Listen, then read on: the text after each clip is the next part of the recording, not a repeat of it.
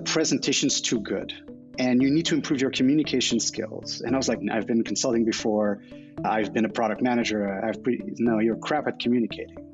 And that was the moment where I was like, oh my God. And he's like, the issue, and this happens with a lot of consulting firms and consultants.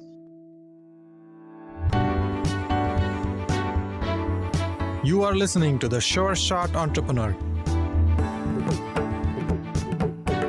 a podcast for founders with ambitious ideas. Venture capital investors and other early believers tell you relatable, insightful, and authentic stories to help you realize your vision. Welcome to The Sure Shot Entrepreneur. Today's guest is Nuno Gonçalves Pedro. He's the founder and managing partner at Chameleon. Nuno, welcome to Sure Shot Entrepreneur. Hi, Gopi. Thank you for having me. You have a very interesting background. You've started venture capital firms before.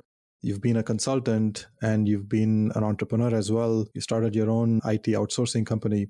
But I want to start the story with you, with who you are. You grew up in Lisbon, Portugal, right? Tell me about yourself, Yes. Starting with your childhood. I was born and raised in Portugal. I was there until I was 23. I had a couple of stints in Paris and Madrid, went back to Portugal, and then finally left when I was 26 and haven't been back since in terms of basically living in Portugal. I do spend 1 to 2 months a year in Portugal at Chameleon. Our headquarters is here in the San Francisco Bay Area, but we have an office in Portugal. So I get to go back quite often to my home country, which is an amazing country, just sometimes a little bit of a complex country to work in if we were to do things like we do, which is to be venture capitalists. I have a master's in science and computer engineering manager, product manager. So that the classic move of a non-10x developer became a manager within engineering and then product. Actually, at heart, I'm still a product manager, as we will discuss later. And there's a lot of things of what we do at Chameleon that come a little bit from that DNA of product management, which is pretty spread out in our team. Then the second step in my career was really mostly outside of Portugal as what I would call a growth operator. So in strategy, product, corporate development, business development deals. I have a little bit of a strange head in that, on the one hand, very creative and very hackerish type, but on the other hand, I'm also someone who is very much a systems thinker and process thinker. So I have these things that I'm always competing with. Those experiences as growth operator were great for me. Had a little bit of an intermezzo with McKinsey in Asia Pacific for 6 years. I was based in Beijing and I was a leader with the Asia Pacific telecom, media, and technology team there. I had a lot of fun. First year was tough, just getting used to the culture of the firm. And then finally did the most masochistic thing imaginable, which is to start my own venture capital firm. Being an entrepreneur is difficult and it's painful. Being an entrepreneur in venture capital, I think, is extra difficult and extra painful, almost masochistic. I founded and was the managing partner, still am formally, of Strive Capital. We did 2 funds out of that, invested in companies like DraftKings, Robinhood, App Annie, Gusto, Rubrik, and a few others. I have just launched my second VC firm and my third fund earlier last year called Chameleon. Very similar thesis to what I was doing before. The belief that technology shouldn't just be the area that we invest in, but also should be quantum tech augmented as VC firms in early stage where there hasn't been a ton of innovation. So our quantum tech team is a significant part of our team, actually larger than our deal team. And the second piece, that it's still a people business. There's still a lot of instincts and analysis and bringing value to the table. We are creating a very significant network of people around us that have worked with us through the years that we will make available not only to ourselves in terms of due diligence and deal flow, but also to our entrepreneurs, to our portfolio companies, and to our limited partners, to our own investors. So decided to embark on my next journey with Chameleon and having a lot of fun as I go through it. I want to understand the genesis of this. You started 2 VC firms. It's hard enough to start one, and you're embarking on the second firm in your journey. Let's dial back a little bit. You've been in the Silicon Valley for 9+ years. What brought you to Silicon Valley?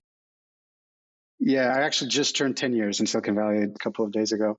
What brought me here was something very natural. Just before I moved to Asia with McKinsey, I started working with startups in Europe, actually in particular one Israeli startup in Europe, took an advisory board position there. Then over time, I helped that company exit a little bit by accident. As you know, some of these exits are a little bit lucky, and I got lucky. I helped them exit to a NASDAQ quoted company. And I was sort of addicted to it. There was a pace to it that was phenomenal. And at McKinsey, I worked with a lot of truly great companies, but where speed is very difficult, acceleration is tremendously difficult. I started coming to Silicon Valley in 2007, took basically 2 months a year spending time here in Silicon Valley. Out of that, took a few advisory board positions with startups, and I was sort of hooked. I was like, I need to do something with startups. I need to help them somehow. Strive Capital was created around 2011, and we did our first investment actually before that in 2010. Me and another partner, we wanted to do something different. We wanted to take it to the next level. And I really wanted to work with startups. That led ultimately to me leaving McKinsey, moving to the Bay Area in 2012. And the rest is sort of history, as they say. Okay. So how is Chameleon different from other VC firms? What's your vision? First and foremost, we're highly technology augmented. So we have several analytics engines that help us in the entire process of managing a VC firm, including workflow automations, which is a more basic, how do I interact with entrepreneurs? How do I make sure that I don't lose track on entrepreneurs, that I get notifications to track them, etc. But also around the classic funnel management of deal sourcing, due diligence, post-investment management. So basically, we have an in-house team. We do use third-party software for a variety of things where we don't believe it makes sense for us to develop it from scratch. But we have an internal team that helps us develop all these engines, basically engines that are proprietary to us. Now, what we do with those engines is we use them not only for our activities in venture capital, but we also use them to share that information in certain views, obviously in limited views, with our portfolio companies and with our investors and our limited partners. What do I mean by limited views? Obviously, we receive a deck from a company that might be competitive to an existing portfolio company that we have. We can't share that deck with our portfolio companies. We have to create boundary conditions on what's accessible in our data versus what's not accessible. That said, if we collect data on 30 companies in that market that our portfolio company is in, we can actually show our company what good looks like in terms of benchmark for that space. Maybe they're not in the right space at that moment in time. They are actually very well positioned in that space. That's one key distinctive aspect of what we do. The second piece is if you look at the partner team, we're all entrepreneurs. We are all investors for a long time, and we've been co-investing together for a very long time. Third and most important piece is we are all operators. We've scaled up companies. And that's sometimes the missing piece in venture capital. Either you have high-level operators that go to venture capital but were not entrepreneurs, or you have entrepreneurs that never really got to scale from, let's say, 100 to 1,000 or 100 to 10,000, but they actually took their company to 50 people or 100 and then exited. And so that's relatively unique with a very international angle to this. We're all people that have worked across the world. I've worked in 35 countries at last count. My co-managing partner has worked in several countries in Europe, US, and obviously she's originally from Asia. And then my third partner, Alex, is based in Europe, but he's also worked in a variety of countries. A very multicultural aspect. We're all very different. First thing that we actually wrote together was our value system, which is on our website. This is what we stand for. This is what our team stands for. We're all super different. Some of us are more introvert. Some of us are more extrovert. A few of us are experts in one area. Others are more expert in others. I focus a lot more on consumer software as a service. COVID has taught me that I'm not only an extrovert, I'm actually an extreme extrovert and an extreme introvert. I'm both. So COVID has been in some ways, despite all the tragedy, really a blessing for me in terms of productivity, focus on what I'm doing and focusing my time in my own work. We have other characteristics about Chameleon, but everyone would say that. We have access to a bunch of amazing networks. We have thought leadership that we put out there. I have a podcast that I do with the chairman of one of my portfolio companies. We all do a lot of things that we think are aligned with how we stand in the market in terms of branding, thought leadership, how we reach out to entrepreneurs to know more about us. But at the same time, and rewinding a little bit, I would say the core aspects of our distinctiveness are the quantum tech engine, the network. It's a pretty open network that we make available also to our portfolio companies and LPs. And finally, the three partners that really come together with a very unique set of skills and what we can bring to the table when we help our portfolio companies. The quantum tech engine and your network and the people, it's a great combination. I see values on your website and I see the value of having fun. I've never seen that. That rarely gets spoken about. To be serious about work, but don't take yourself too seriously. To be honest, it's the most important piece. As any VC, I can have moments of extreme intensity. And over the years, I've heard a lot of people that work with me telling me, when you smile, it's so much better, right? Even if you're saying something tough, when you smile or make a joke, it's all. So I'm still working on it, but it's a little bit like that. We should be having fun together. It's not just having fun within Chameleon, it's having fun also with our portfolio companies and with our LPs. Life is tough as it is. Yes. We're all very driven and very intense, so we should be having fun. Absolutely. Now let's talk about startups. You gave a little bit of hint on what kind of startups you like to invest in. Can we take an example of a company that you recently invested? What got you excited about the company? We've now invested in two companies. We're about to announce our third investment. Maybe I'll start with Let's Enhance. They do a product called Clade. So they basically do image batch processing, adding in optimization at large scale. For example, for marketplaces, companies like DoorDash and a few others are or could be potential clients.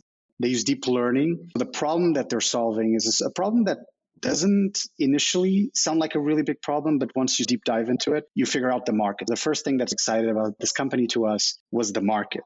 What happens today is a lot of these marketplaces have these photos taken by people that are likely amateurs, like owners of restaurants, owners of Airbnb, etc. The photos they take normally have two characteristics. They're not very good and they're very heavy. They occupy a lot of space. The ability to turn them into photos that look better to the human eye, that get fixed in some way, but also generate lower traffic for the marketplace owner is something that's very powerful. And the only way to do this at scale, again, is using artificial intelligence. At the end of the day, you can't do it just manually. Basically, that's what led us to figure out, okay, this market can be significant. It can scale. It's really interesting. The second piece where we spent a lot of time was around the product and technology piece. We test all our products, even if they're B2B.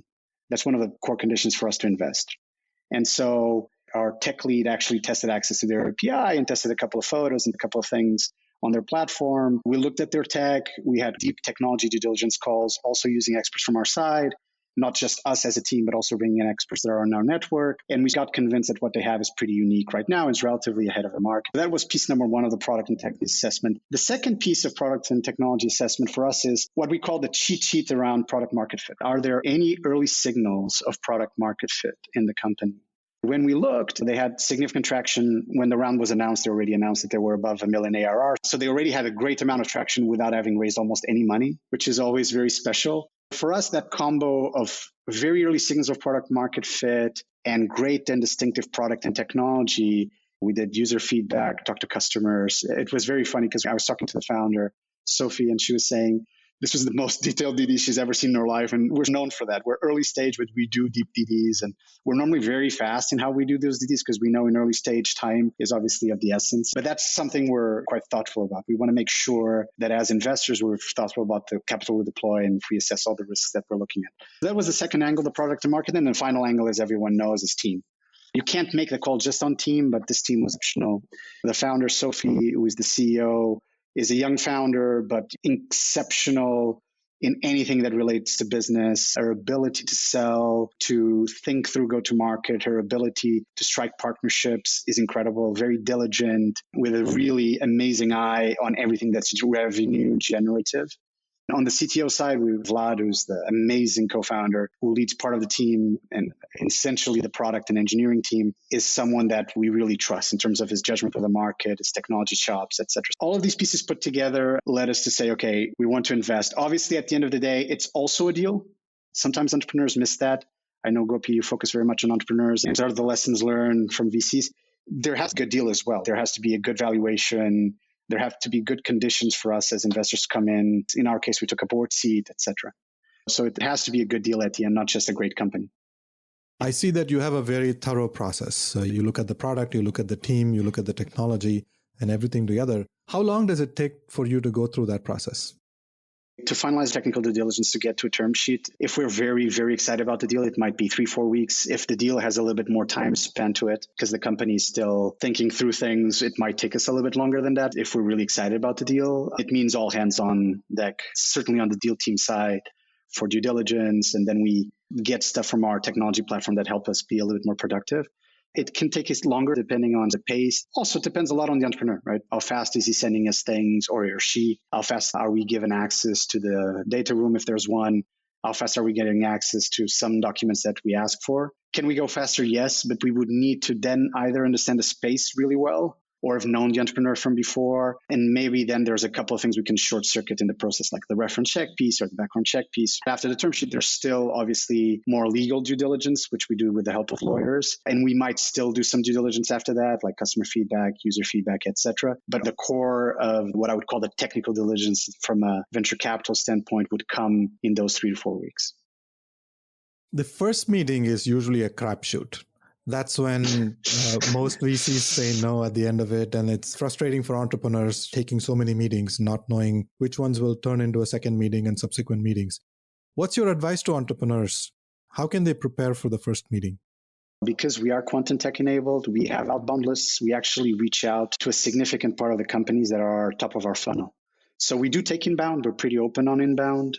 But just to highlight that, sometimes when we're asking for the first call, it's us asking. You reach out to the startups many first. cases. It's significant. I would say right now we're almost tipping over. It's almost more than 50% of our top of funnel is outbound, which means we're processing a lot of top of funnel. We still get a lot of inbound. To answer your question, one, know who you're talking to.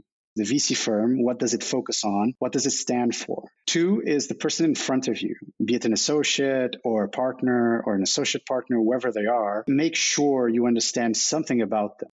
At the end of the day, the first call is a sales pitch. Find the right anchors to generate linkage to whoever you're talking. Understand how they think through investment. Understand their thesis, understand their value system, understand everything. Maybe I'll ask you this. What percentage of entrepreneurs do you see coming to that first call that know very little about you? Entrepreneurs spend a lot more time understanding their customers. They don't tend to spend that much time trying to understand investors. Yeah. For example, we look at gaming very heavily, is one of the areas around consumer that we spend quite a lot of time around. People coming to us, explaining to us gaming at a high level. I'm like, I don't know if you check this out, but Songi was the president, chief strategy officer of NCSoft, which is the largest multiplayer gaming company. I've done several investments in gaming. I've been on board of directors of gaming companies for the last decade. So can you go to the part about where are you guys better than others? And so it's a little bit like that. And you'd be shocked. I mean, you'd literally be shocked. There's nothing.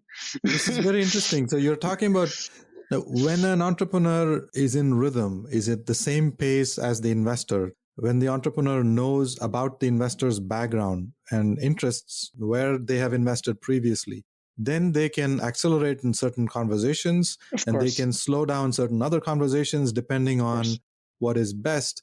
That's something that they can prepare before they come to the meeting. Yeah, I think all of us at sales training at some point in time or our life, and there's this concept of releasing your agenda. You come into a meeting as a salesperson and you have an agenda, and you will always have to release your agenda. You have to figure out at what time and in what circumstances. And I feel a lot of entrepreneurs like, I'm going to get there in that slide. I'm like, we just asked the question, can you just go to that slide? So it's not that we're trying to be arrogant or difficult. We're trying to make the most use of the most limited resource that's at the table at that time, which is time. If we have a 45-minute call or a 30-minute or a 1-hour meeting, it's limited. If we're saying you can go faster because I've totally bought into your problem statement and I understand, we'll need to do a little bit more analysis on market sizing, but a lot of it we'll need to do ourselves. Can we just jump those 10 slides and go into the 10 slides that matter? Business model, go-to-market, product. Some entrepreneurs get the cue, they go through it naturally. We don't even need to say anything. Those are the best. Others will get the cue and move on, and that's great. And others will just stick to it and be very defensive. And I'm like, I understand that at some point our discussion will evolve to be a partnership discussion. Well, you need to know a lot more about us as well and why you should take our money and not someone else's money. But right now, we're still at that part of the process where you need to sell me on your business. You're still in sales mode now. Down the line, we're going to have more of a partnership discussion. But right now, we're in sales mode. The best entrepreneurs are exceptional at managing pace, cadence at each call and every meeting, but also of the timeline on how they engage the VC firms, how they bring them back to them, how they get back to the VC firms when they're in due diligence, etc. They're really good at that. And it's a little bit of a dance, right? It starts like you've convinced me to go to the prom with you. So you have to sell yourself a bit, really. But then we will go to the preparation of the prom and whatever. And eventually we will go to the prom together, right? If we invest. This is very interesting. You're hitting on something really interesting that happens so often, but we don't really talk about it. Entrepreneurship is a very difficult journey. So hats off to any founder that attempted to start a company. When they come into a meeting with an investor, they have a plan. They have a slide deck. They have a story that they have rehearsed many times.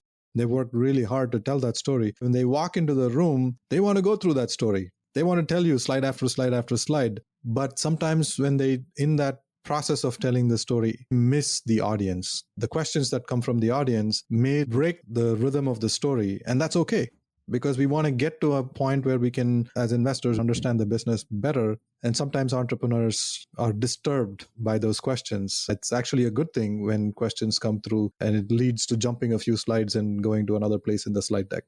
I had a mentor of mine and I became his head of strategy. I remember showing my first presentation And he's like, the presentation is great, but it's crap. And I'm like, sorry, what do you mean it's great, but it's crap? Like the presentation is wonderful, but it's almost like the presentation's too good. And you need to improve your communication skills. And I was like, I've been consulting before. I've been a product manager. No, you're crap at communicating.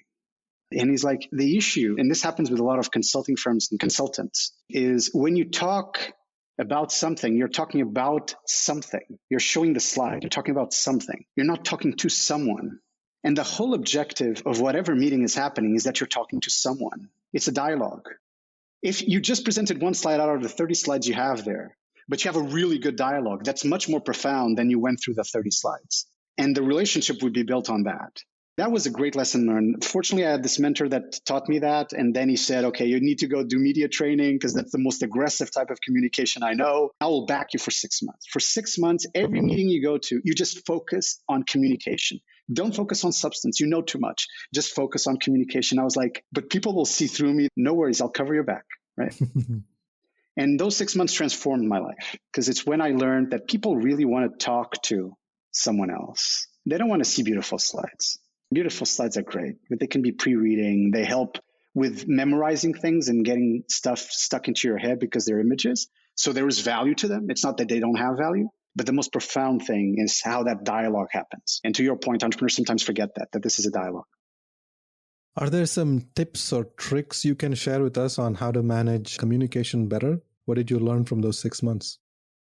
One is you need to start from where you're strong at. If you're really good with details and information, you can use that in your communication. You can use some tidbits just to create immediate credibility without going too deep. The issue with engineers, for example, is classically they'll go too deep very fast and then they never come out of the weeds. So you can show a little bit of tidbits just so that there's credibility created, but just come back up to a high level. Assume people are relatively idiots, and if they're not, they'll tell you.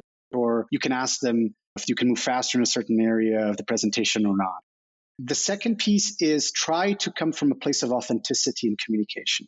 I remember a CEO of one of the great innovators in the telecom space. His English was not very good, but he would do keynote speeches in his broken English that everyone understood because of his passion, because of how he moved his arms, because of everything around him. Even if you didn't understand 100%, you understand 80%. And it was seen as a powerful presentation. So even if you're not a native English speaker, many of the people that might be listening to us are not. I am not, for example. You actually can be great at communicating coming from that place of authenticity. Then the third piece is adapt. Communication is about empathizing with who's looking at you. If the person said, I'm super stretched today, you're in between meetings, I'm 5 minutes late, we need to break it at the hour, that person is stretched, for sure. And on top of being stretched, they're stressed. So just lower their stress levels, relax them at the beginning, and then go very sharply into the message you want to leave them with. Okay. For example, you could ask if they want to reschedule, right? If it's really, really too tight. But it could be that you just go very sharply to, okay, let me just leave you with these 3 or 4 things today. And if you find this exciting, maybe we do another call. I don't want to sort of get you late into your next meeting or something like that. So empathize, again, it's part of that dialogue of the human notion that it's two people interacting. The things absolutely not to do, don't be all form, no substance. That gets seen through very quickly, in particular as we jump into due diligence. So you might get away with it in the first few calls, but you won't get away with it afterwards if you're talking to a good VC firm. The second piece, don't be inauthentic in your communication. In the US, there's this great notion that people are almost educated with sales and marketing. I'd say it's the great secret of the success of the US sales and marketing. And they're so good at it. It's like they've been growing through school, always pitching themselves and stuff. Sometimes they get bad habits. They get expressions they use. Some people use neuro-linguistic programming, which I personally hate. And it just comes across as extremely inauthentic. And you can see through it, particularly if you're seeing a good VC firm or if you're seeing someone on the other side, on the VC firm side, that is good with people, that has a good EQ. They will see through it like in 2 minutes. And you just lost all credibility. I'm not sure I can deal with you. At the end of the day, don't forget, this is a conversation that starts with a sales pitch, evolves into a partnership discussion. At some point, it needs to be about this long-term relationship, which is, do we want to be together for the next, let's say, 7 to 10 years? If we're talking to an early stage entrepreneur, an early stage firm, do we want to be together for the next 7 to 10 years? Can we have fun together besides actually this being a great business? These questions will come later on in due diligence. They'll come later on in your interactions. But just think through that communication piece and how you adapt. But it always needs to start from you. What are you strong at and what comes authentically to you and how you communicate? Oh, this is incredibly valuable. This is like a master class on how to communicate. And the first meeting with an investor is definitely a sales conversation. The entrepreneur is trying to sell something to the investor. And how you do that is starting with your strength and communicate authentically and empathize with the investor with the objective of building a long-term business, long-term relationship. This is incredibly valuable. Thank you so much for sharing your personal insights and nuggets from your own experience. I want to switch to the next part of our conversation and ask you about your community involvement. Is there a nonprofit organization you are passionate about? Which one? I've been passionate about a number of organizations through the years. I helped found an organization called West to West, which was connecting the Portuguese and Luso-descendant ecosystem in California and in Portugal. I dropped out of that board a couple of years ago, but was part of that organization for 5 years. The second piece has been to work around education. I was on the board of two entities, one focused on California, the other one more focused on the Bay Area. One called Partnership for Children and Youth, which is an intermediary organization focused on helping K through 12 get after school or summer school support. I was on that board for over 4 years, and so that's another strong area of passion for me.